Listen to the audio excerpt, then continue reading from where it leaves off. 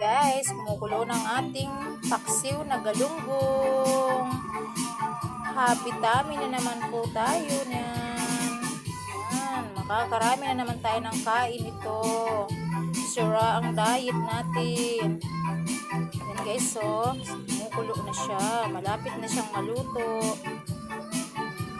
Bigyan ko siya ng kaunting asukal para yung kanyang asim at tamis na naglalaban. Sarap.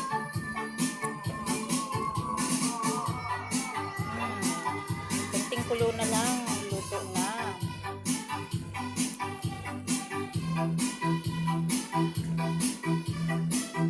Guys,